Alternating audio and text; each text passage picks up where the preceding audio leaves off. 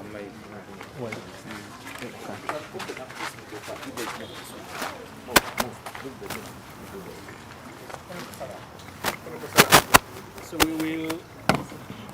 I want to welcome everybody to this meeting.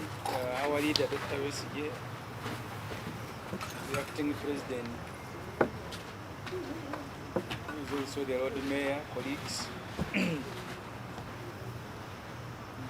We will have a short address by Dr. Besigye focusing on independence, and thereafter we will allow the media to leave and continue with the meeting. So we'll start with the national anthem, and then Ingrid will lead us in a prayer, short one.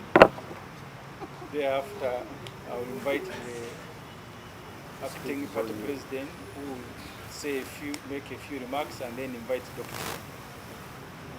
So can we raise up for the national anthem?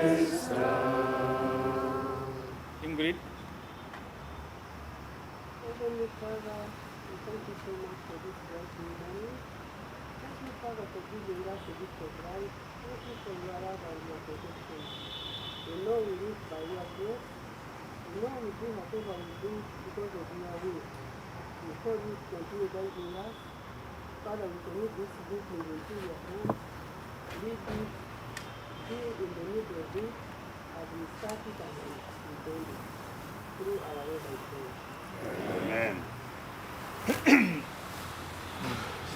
For the media, we have a meeting here of senior leaders. As I said at the beginning of this week, which was Monday, we are FDC transiting into PFF. So we are still both until certain procedures have been undertaken. So we have a meeting here of senior leaders who are processing that transition and other issues that we may not go into. But we thought it is important on a day like this, when Uganda got independent, that our leaders will deliver a short message to the country, and then we will proceed with our meeting. That should take us about 30 minutes. And without wasting time, may I invite the acting president to say a few words and invite Doctor. And thereafter, we will close the opening of this meeting and go into the actual meeting. Mr. President.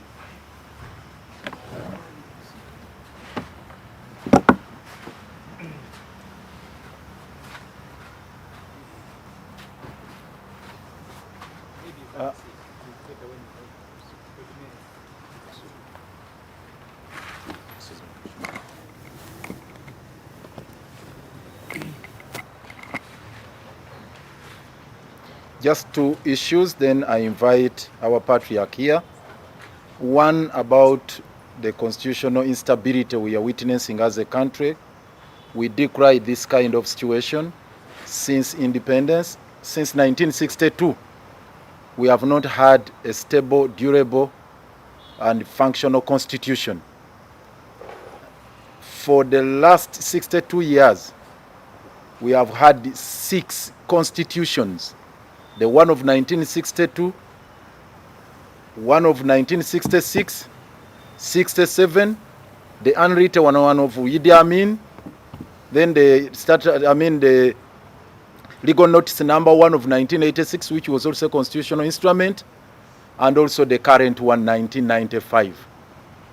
That is very, very absurd.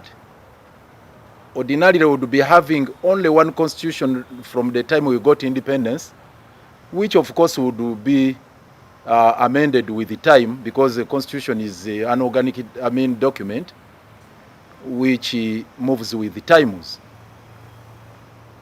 But we have kept on writing new constitutions every after one regime, and as we stand today, even the current 1995 constitution is not stable, is not durable. So we are making a call to all the stakeholders, particularly the members of parliament, who are thinking of tinkering with the constitution, hoping that they can make good out of the current document. I think I believe it's an exercise in futility. It is a perfunctory process they are indulging in. This current constitution is beyond redemption. It's irredeemable. It has been, distorted. It has been abused, violated, abrogated, and there's nothing that you can salvage out of the current situation. So let us not waste time on the talk for amendment of the constitution under the current regime where you have a family rule. So the earlier we realize that we need the transition, the better. That is one. The second issue is about what we have always emphasized, the failure to thrive crisis. It is critical. It's around this time when we think about, reflect or reminisce what we have gone through as a country in the last 62 years, how we are surviving, how we have failed to survive as a nation, as a country. Today, our debt portfolio stands at 97 trillion Uganda shillings. And 34 trillion is meant, from our budget of 72 trillion, is meant to service that loan. And 32 trillion is going to be collected in taxes. So with that situation, we cannot survive as a country. And we are calling all Ugandans, we are making a call, it's a clarion call to all Ugandans. We must rise up against this odious debt syndrome. In law, we call it odious debt because it's contracted for purposes of transforming our economy, our society, but it ends up in pockets of a few individuals within the government circles. So it's an odious debt. An odious debt cannot be repaid by the citizens who have not benefited from it. So as we celebrate or commemorate 62 years of independence, let us reflect on this position that we are not liable to pay this debt as Ugandans, because it's an odious debt which has not benefited Ugandans. And that is a call we are making to all the stakeholders. And with those remarks, allow me invite our patriarch here to address you on that very subject. May God bless you all. Thank you.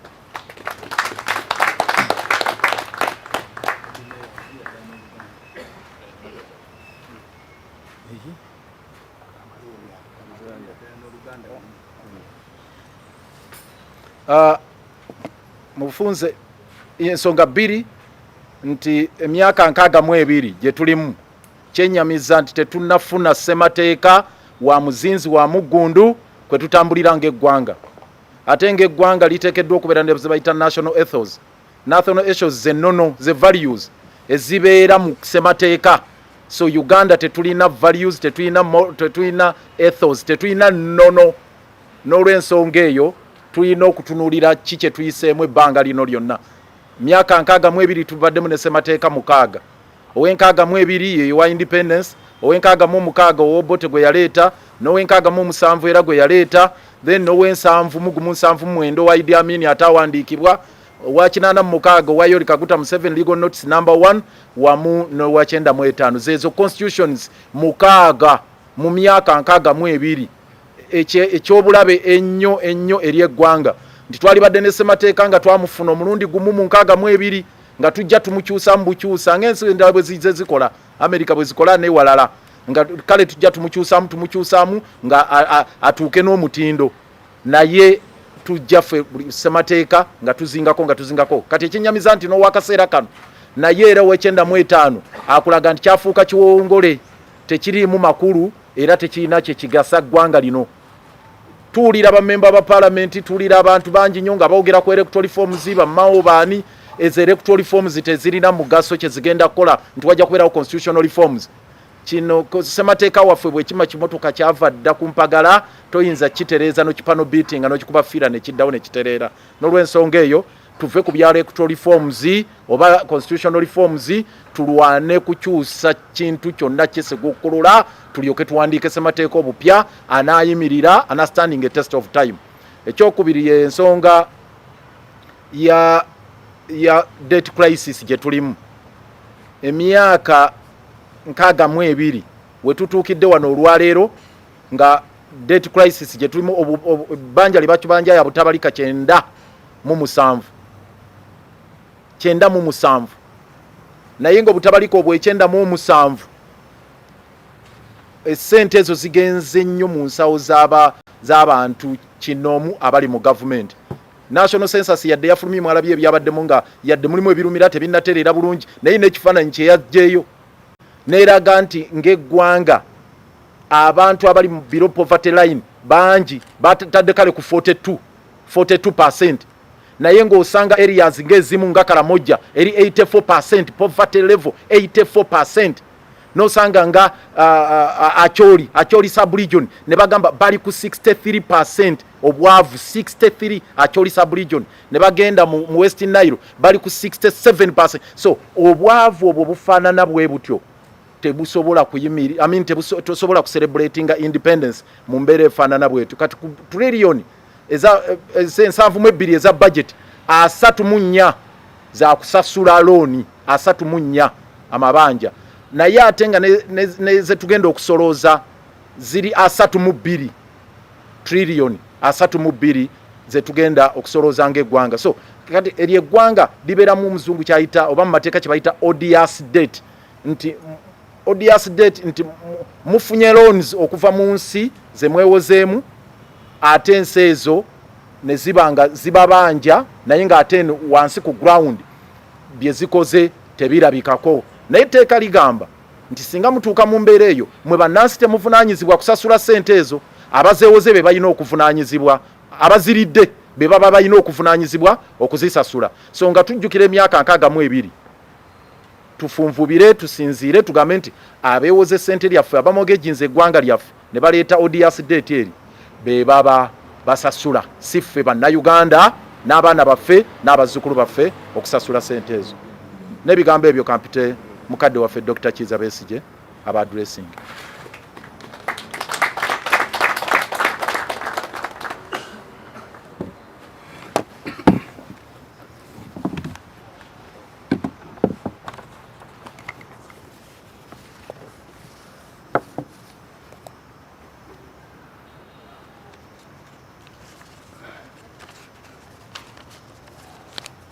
Yeah, so a very good morning to all of you, ladies and gentlemen of the Fourth Estate,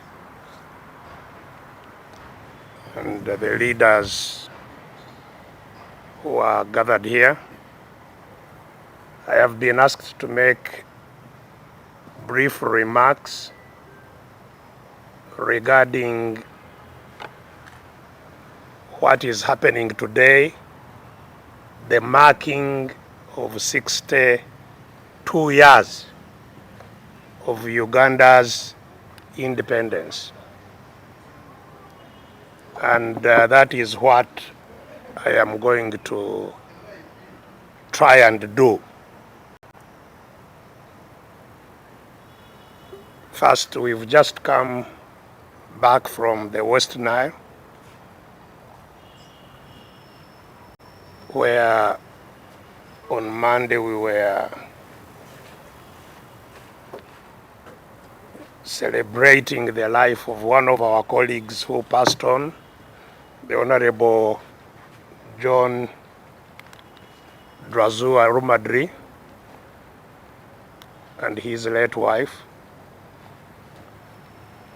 And West Nile and northern Uganda, as we celebrate this independence, are really cut off. They are like a different country now. Because, as you know, the bridge which was being used to go to the north is no longer working. It was closed, Karuma Bridge. And so it takes 2 days to go to West Nile because everybody has to either pass through the park, Maxon Falls Park, which is only open a few hours, and where you are restricted to a speed of 40 kilometers an hour going through, or to go through the ferry at Masindi Port or at Wanseko going to Paimuru. These two ferries are simply overwhelmed because of the traffic that now has to go through those places. And so it's a very, very difficult time for the people of northern Uganda, whom, as you have heard, were already the poorest people in our country. So I just wanted to highlight the situation in northern Uganda, very sad situation in northern Uganda. Of course, the road to Arua is even more depressing, terrible road, especially now from Nebi on to Arua. It's just like the Kampala, most of the roads you are familiar with here in Kampala and in many parts of the country indeed. Yeah, so I would like to, congratulate all those who are alive today, 62 years after our independence.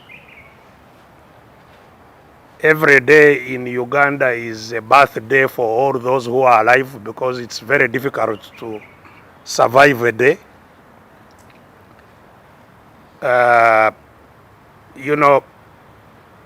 Uganda was captured by the British. That's the reason we are celebrating liberating it from the British. It was captured formally starting with 1900 when the Buganda Agreement was signed. So from the time of Buganda Agreement in 1900 till 1962 was 62 years. So the important difference of this year's Independence Day from the others is that from the time we were formally colonized up to the time we liberated ourselves from the British is equal to the number of years from independence up to now. 62 years under colonial rule, 62 years under what we would call independence. And to get ourselves from colonial rule took a lot of struggle. Some of our people have forgotten the immense sacrifices that were made by our ancestors in freeing Uganda from the British.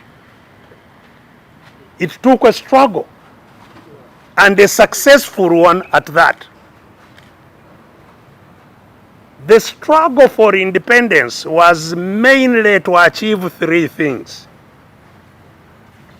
The first one was to achieve freedom or liberty, to have freedom to think, freedom to speak, and freedom to act as we want, which we did not have. We were fighting for that freedom to think, talk, and act as we wish by ourselves. Secondly, we were fighting for power. Power to decide how the country gets governed. Power to implement programs that would make the people of Uganda better. In other words, power to act on programs that would improve the lives of Ugandans. We were fighting for power to have justice amongst ourselves, to have fairness amongst ourselves. Because previously we would be judged by the British. We wanted to judge ourselves if we made mistakes. And fourthly, we were fighting to control our wealth, the resources of Uganda, and to use them equitably to improve our lot. So that was the power we were fighting for. We were fighting for freedom, for power, and thirdly, once we have power, for development, for improving ourselves, improving our lot. And as I have said, that fight was successful. In 1962, the British handed over the country back to us. And so it is, I think, fitting that we take a moment to remember, celebrate, congratulate those who won us that independence.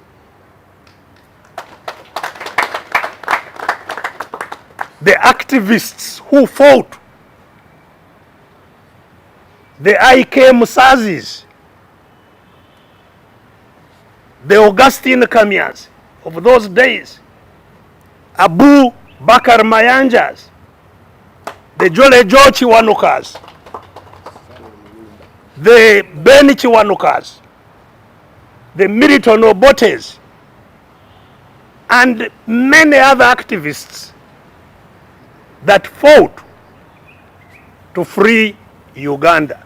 They made immense sacrifices at individual level, at a family level, and so on. And of course, quite many died in that struggle. So it's important that because they succeeded against all those sacrifices, that we remember and celebrate them. Now, you know, of course, following that independence, they formed an independence government, 1962. The independence government set out an agenda to consummate that independence. And the agenda had mainly 3 objectives to deal with at independence: to fight ignorance, to fight disease, and to fight poverty. 3 very clear things: ignorance, disease, and poverty. And they really set out a plan to achieve that. A 5-year plan was laid out in 1962. And to some extent, progress was made in implementing that plan. You saw the development of schools across the whole country. Primary schools, secondary schools, institutions, the vocational institutions, teacher training colleges, and so on, were built immediately after independence on that program. Health units were constructed across the country. Hospitals were built. I think the most seen now and memorable were those which were built at the same time, 22 hospitals that were built across the country, in the different parts of the country, that include the Kiriandongos, the Atuturs, the Gombe, was it Gombe? Gombe, where they were across the whole country, in the different parts of the country. These hospitals were built.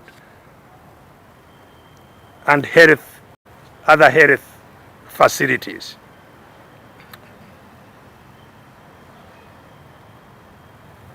So there was progress being made. Poverty was being fought. A cooperative movement was built to help end rural poverty. Agricultural cooperatives across the whole country, with improved technology, improved seeds, improved agricultural techniques, extension services. And indeed, life was looking up for most Ugandans. But then, boom, trouble began with the leaders of independence seeking to again capture the power from the people. And trouble started around 1964, and in 1966, the worst happened. The independence constitution was overthrown by force of arms. The overthrow of the constitution did not just mean the overthrow of the document that you read as the constitution, just like you see the Uganda constitution today written on Uganda Constitution 1995. That's not what is overthrown. What was overthrown were the three things that we had won: freedom, power, and the attendant development. They were overthrown, 1966. And power now owned by those who controlled force. Regrettably, since that time up to today, power has never come back to the people of Uganda. Liberty has not gone back to the people of Uganda. And that attendant development has not come back to the people of Uganda. 62 years on. That is the reality of the 62 years we have had. And so maybe let me just, for purposes of completion of the picture, point out where we are with what we started at independence: fighting ignorance, disease, and poverty. So, as we talk right now, education, which is the most important, that's why it was made number one, ending ignorance. Countries develop depending on the amount or extent of knowledge that they build within the country. It is knowledge that propels progress. And knowledge is built largely, not only, but largely through education, formal education. Of course, knowledge is also built elsewhere in the family, where people are always generating and adding on to knowledge. But the most effective and consistent way of building knowledge is through formal education, teaching people. And today, 62 years on, I have been especially using the example of the current leader of Uganda, Mr. Museveni, who, before independence, was able to go to school under colonial administration. And he went to school coming from a very poor family. It was possible to go to a school, quality school, established by colonialists. He went to school, independence found him in school, that independence agenda of 1962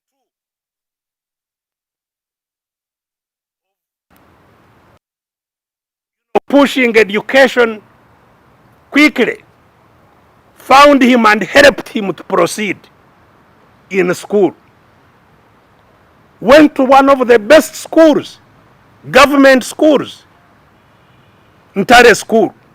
He went to Mbarara High School first, Ntare School, all of them excellent government schools up to date. He went on to the University of Dar es Salaam, paid for by the government, 100%. Even when he was still in secondary school, he has always told these stories. He was able to teach lower classes and earn money to help his own other siblings while at school, and a free school while in the school, because education was completely free from senior 4. And in senior education, people who came from poor families were given bursaries that would cover their school fees. So he arises from a very poor family until he becomes a president. Education was an equalizer. The school where he studied from today, Mbarara High School and Ntare School, if God put him back to childhood today, he will never ever set his foot in Ntare School. Never. Or Mbarara High School. He would never go there. Because Ntare School today charges not less than 2 million per term to study there. It's still a government school. 2 million a term to go to Ntare School. There is absolutely no way a child of Kaguta would have gone to Ntare. So,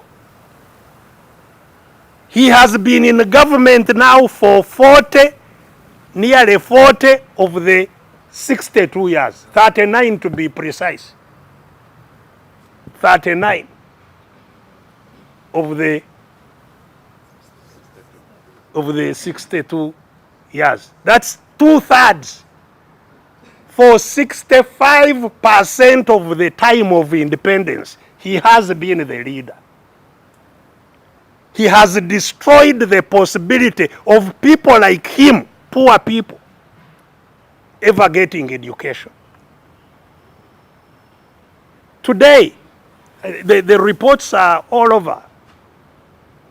You find about 1.8 million children who register in primary one a year.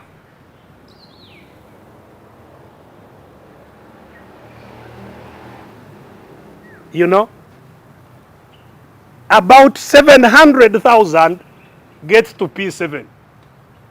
All the others would have dropped out. Between 7,000 and 800,000. Others have dropped out because there is nothing there to get. You have all known that education is one of the biggest casualties of the NRM 40 years. Mr. Museveni even now has been moving around saying he will imprison head teachers who ask parents for any money to support their children because he's paying for the children to get education. And that payment he's talking about has been 7,000 shillings a year. That's the money he has been talking about. 7,000. In Kampala, I understand it's 10,000. 9,000. For the rest of the country, 7,000 a year. And yet, there are schools here in Kampala. There is a school called International Standard, International Standard ISU. There is a school here which charges $10,000 per term. $10,000. That's 37 million per term. Per term. More than 100 million per year. That's where their children go. And they are paying, and they go there from your money. They collect money from you to pay to the ISU. More than 100 million a term. A year. 37 million a term. And they pay for your child. You who gave them the taxes, they pay for your child 7,000 a year.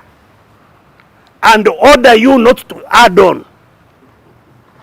They say if you add on to that 7,000, we shall arrest the head teacher. What does that mean? Conspiracy to kill the children of the rest of Uganda. That's why we have been saying that today in Uganda there is apartheid system of government. Apartheid. You know, separate development like we had in South Africa. Different development for blacks, different development for whites. So of course, now Mr. Museveni and his family and those they recruit are the whites who are here. They are the British. They are the British who... And so enjoying a completely different education from the rest of the people who are being killed. No wonder the country is now bedeviled with a whole lot of people crippled in their level of knowledge. Indeed, what they used to call Bonaba Some, let all get education, people were quick to realize that it meant Bonaba Kone. Let all be stunted. That is your education after 62 years of independence. What about health? Dealing with disease. The most significant thing which I have been telling you is that we live in a country where there is no health care system at all. Health care system, it's a system. What maintains health is not an institution but a system. In other words, what maintains health is not health institutions like hospitals. Hospitals are only part of that system. They are not a system. A system is a process that captures the presence of all Ugandans and monitors and manages their health throughout their lives. That is the health care system. It's like you have the national ID, which is supposed to capture the presence of Ugandans who are born, that you are registered at birth. And you should be monitored. When you die, they take you off the register. That's what healthcare system should be like. That when you are conceived, not just born, when you are conceived in your mom's tomb, the system captures you as a new life and monitors and manages you until you die and they take you off the system. That's the healthcare system. We don't have it at all in this country. None of all of you, I'm sure, are registered anywhere to maintain your health. You only look for where to get help when you get sick. And where you will look for is certainly not the government, because the government has no help. Most likely you will go to a private clinic or a private institution to look for help. So, I'm sure you know that that is a problem in most of Africa. That's the reason why on the 27th of April, 2001, the whole of Africa made what we thought was an important declaration, which was known as the Abuja Declaration, recognizing the deteriorating health in Africa. They made a declaration for themselves. Mr. Museveni, who is always here talking about Pan-Africanism, the saving of Africa, was there.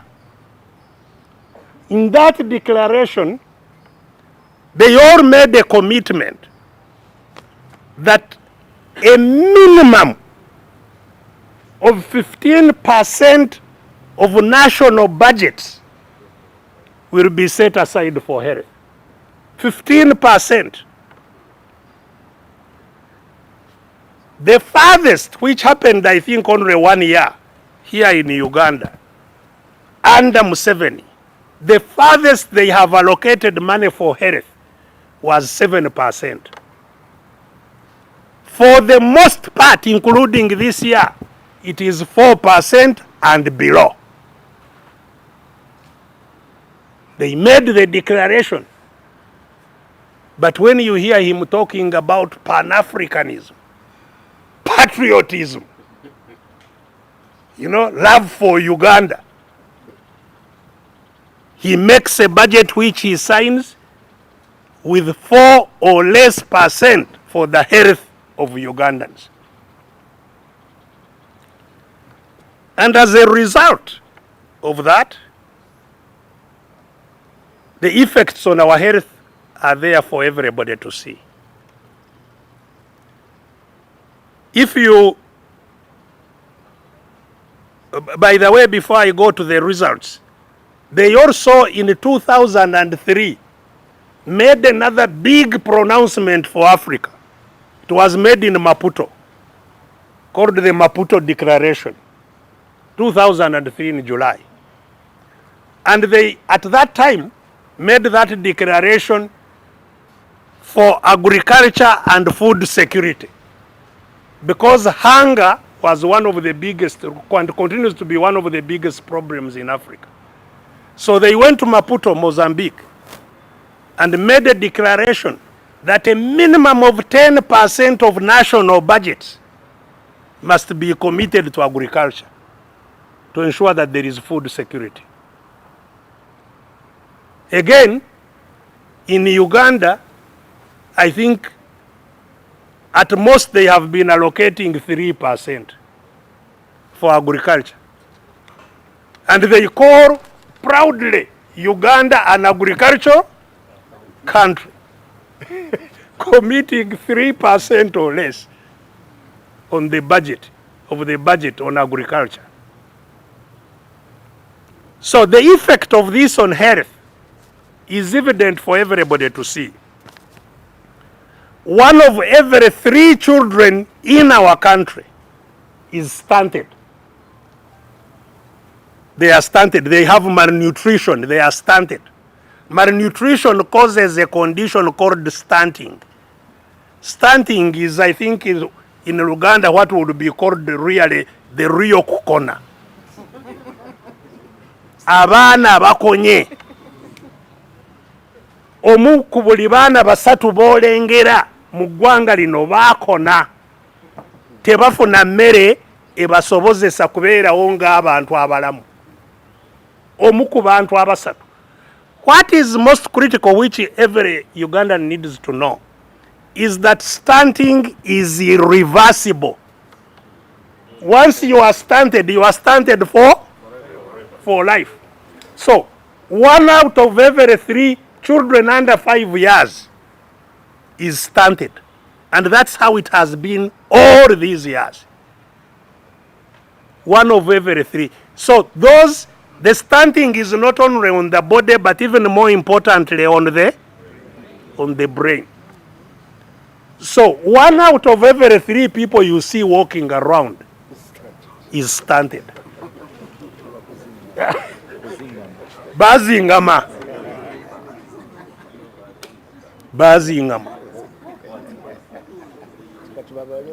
Under the watch of the 39-year-old government of Mr. Museveni.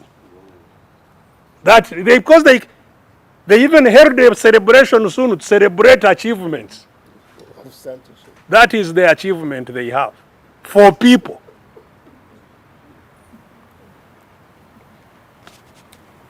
The highest I was reading of this stunting, apart from Karamoja, the highest is in Toro.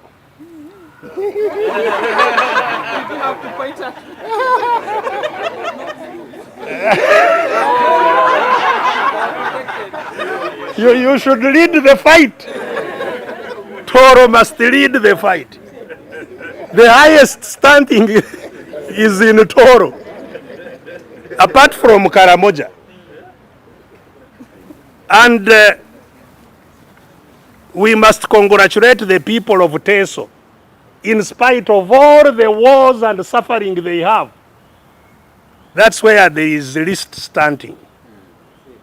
They have fought in spite of all that. They have the least stunting in Teso. You know? Yes. So one needs to have to learn from them what are they doing. But nationally, that is the situation. 1 out of every 3. So when we say 1 out of every 3, it's not in every part of the country. If you go in Karamoja, about 8 out of 10 are stunted. Karamoja, parts of, especially Lamuo in Acholi, Lamuo, Kitugum, that is a very another terrible place, and other places. Unfortunately, Kasese is also not doing well at all in terms of stunting. Kasese, that area there, Kasese around Arbat, Nebi, that's another pocket of high stunting, and so on and so forth. Maternal death, the women who die in childbirth or because of pregnancy-related issues, is still extremely high. In the developed world, you find it's between 1 and maybe 4 per 100,000 births, the ones who die in childbirth. And normally when that happens, there is an inquiry. How did this happen? Nobody should die because of pregnancy, you know. Here, there has been a celebration of the reduction. And indeed, there has been some reduction, maybe. In 2006, it was 418 compared to the 3 or 2 per 1,000 who were dying. It went a little down to 336. I don't know, that was 2016. I don't know what has been captured in the recent statistics. But even as I read this, we must acknowledge that our records are part of the victims of the misgovernance we have. We don't have records that you can trust. And I think the recently published national census is an indicator of that. You know, they are manipulated, fictitious, but maternal death is still a problem all over. What has been celebrated as an improvement in health has been life expectancy at birth. How long you expect to live for? That has increased, no doubt, especially in the years between 1986 and now. Life expectancy, how on the average people expect to live, has improved. From about 42 years, I think then, to now, again with the problems of our records, between 57 and maybe 60. That is what is recorded. So there is an improvement in life expectancy. What those who celebrate it don't point out is what has caused that. And it has been caused by mainly 2 factors. First, immunization of children, so that those who die between especially the first month and the 5 years have improved life after birth because of immunization. But who has been immunizing our child? Not ourselves. It is thanks to the UNICEF, thanks to the World Coalition on Vaccines called Gavi, which they have been stealing from. You remember they stole Gavi funds? So, what survives the thieves of NRM has helped improve life expectancy because of vaccination. Secondly, has been the management of HIV/AIDS, which was killing very many people then, and thanks to the supply of ARVs and other related healthcare interventions, the HIV deaths dramatically went down. But who has been paying for HIV? The Americans. Almost 100% paid for by American taxpayers, whom someone you saw recently saying, I'm going to chase them out of Uganda. you know. Those have been the two interventions that I think have contributed to the increase in life expectancy. And so I think it is fitting, as we celebrate independence, to thank the taxpayers of other countries that have saved Ugandans.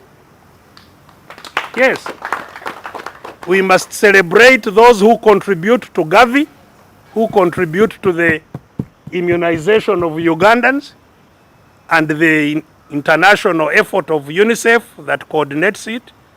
We must celebrate the American taxpayers who have paid for the control of HIV/AIDS in Uganda and other health care interventions. The health expenditure of Uganda is contributed to by 70% from American taxpayers. 70%. So that is the state of health after 62 years. Ignorance, disease. So it means we are still swimming in disease.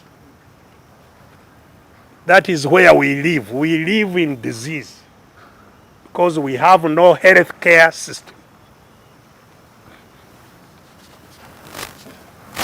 And you will realize that all these critical areas have been dominated by the family of Mr. Museveni. His wife to cripple education, his other relatives in the health sector to cripple health. They are twins and other people. That is what has been happening in health. Lastly, the area of poverty.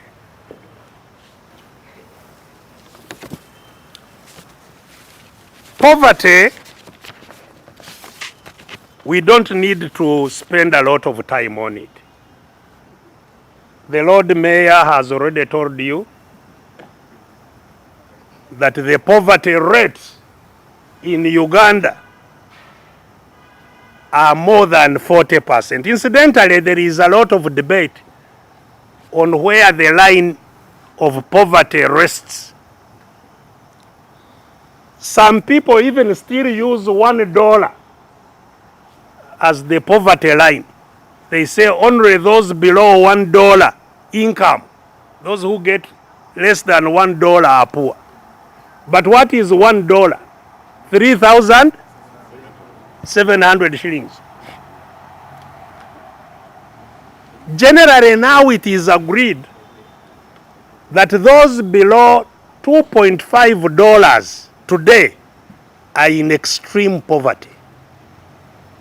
Extreme poverty is below $2.5. That is if you get something like 9,300 shillings a day.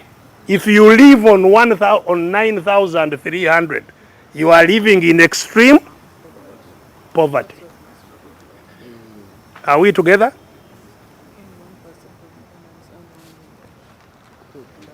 And you know, the greatest majority of Ugandans don't get 9,300 for their survival a day. So really, the greatest majority, including those government employees, because 10,000 is 300,000. Those who get a take home of 300,000, even from government, you find there are few. You know, a take home of 3,000, of 300,000.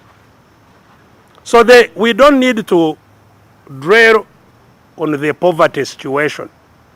Everybody lives in almost everybody lives in extreme poverty.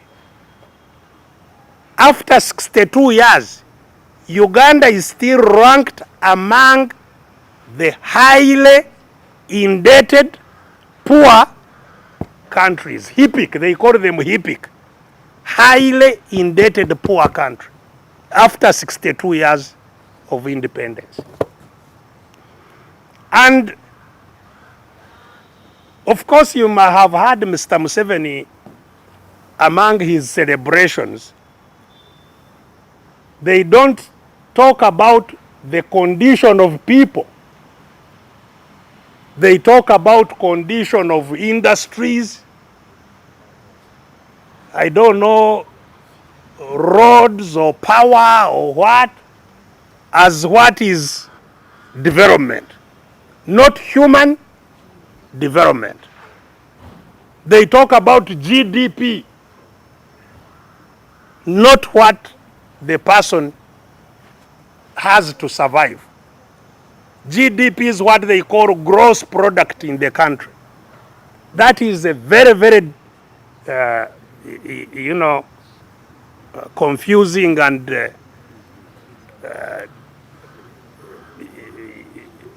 misleading measure of the conditions of people. It is what is produced in Uganda, not for Uganda. Are we together? What is produced in Uganda and for Uganda are two different things. All the gold they steal from Karamoja, from Bweju, from where, is counted as GDP. But is it for us? Absolutely not. All these things they call factories, which are here, they and produce, or even when they make a road, that is production. Have constructed a road, but is it for you? Absolutely not. It is to take away what is yours, not to bring to you. So the poverty situation in the country is definitely alarming, and again, it's not equal in the country. The worst is still Karamoja, followed by, I think there is now a contestation between Acholi, Lango and West Nile, but still, those northern parts of Uganda, then eastern Uganda. So it's first of all Karamoja, northern Uganda, eastern Uganda, then it goes to, after eastern Uganda, it goes to western Uganda, and lastly to central Uganda. But again, in central Uganda, it is misleading, because again, people produce from central Uganda, but not for central Uganda. Are we together? So again, in central Uganda, you find the most poor people, but attached to richness within central Uganda. So that is the state of our country at this independence of 62 years, generally. 62 years, no peaceful change of government. 62 years of constitutional instability, as the Lord has said. 62 years of violation of human rights. 62 years of corruption that has never been seen in Uganda. You heard that the IGG, whom I think also downplays the situation, the IGG last week said that 25 billion is stolen every day, every single day in corruption. That is the official figure. Corruption, 62 years after independence. So, the reason we are in this situation, as I pointed out, is not surprising. From 1966, the benefits of independence were reversed. Freedom, power, and the attendant development were reversed. And that's why we are where we are. Solution. Second, liberation. Second, liberation. It is not yet Uhuru. We must have a second liberation. And that is the mission every Ugandan should be focused on. Liberation will not happen by simply wishing, dreaming, lamenting. Liberation will not come. What the IK Musazis did is what we must do. It's amazing that you hear Ugandans saying what they did in 1962 is impossible, we can't do it now. You hear people say so. How can it happen? These people are armed. Weren't the British armed? The British were not only armed, they made the arms. These ones are armed by borrowed guns and stolen guns and second-hand guns they buy. That's what we are dealing with here. What threatens the people here? The Mambas. Mambas were developed by the Boers in South Africa, to control the blacks there. The blacks overwhelmed them. So now the Mambas have no role in South Africa. Museveni is buying second-hand Mambas to terrorize. He's the Ugandan Boer, terrorizing the blacks in Uganda with the Boer Mambas, And you think we cannot defeat these guns, which the IK Musazis defeated of the British? And the IK Musazis defeated those Mambas when they were completely constrained. They could not communicate easily amongst themselves as we do. There were no telephones. Today you can send a message all over Uganda in a second. They didn't have that luxury. They defeated the British. And here we are saying it's not possible. Here we are thinking that those who captured our country will organize a vote that will free us from them. It will not happen. We must fight to free our country. And that is the mission of the people of Uganda. It certainly must be the mission of the people who are seated here, whether of FDC or, as they say, transitioning to PFF. Our mission must be liberation. Second, liberation, so that we regain freedom, power, and development. Yes. I hear that the new slogan is freedom for all, and all for freedom. Yes, all will not get freedom unless they fight. All will get freedom when all fight, and all must fight for their freedom. That's what we are here to help in doing. I thank you, and I wish you a good independence.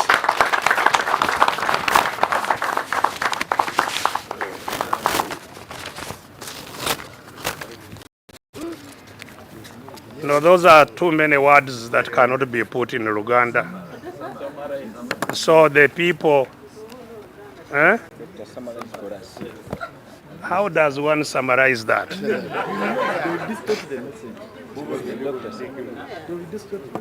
Okay, let me say just in a few words. Olwaleero Uganda emaze emyaka 62 kuva lwe yafuna